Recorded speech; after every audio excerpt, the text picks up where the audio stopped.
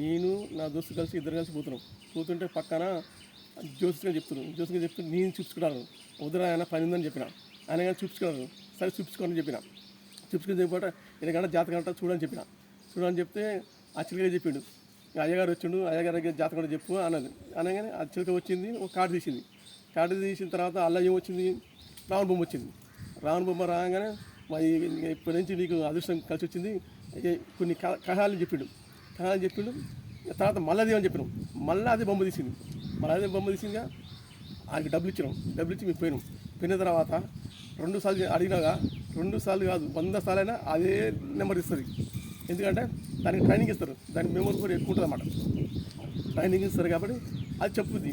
ఎట్లా అంటే 30 కార్డు అనుకో 30 నెంబర్లు ఉంటాయి అన్నమాట. ఆ నెంబర్ని బట్టి అది గుర్తుపడుతుంది.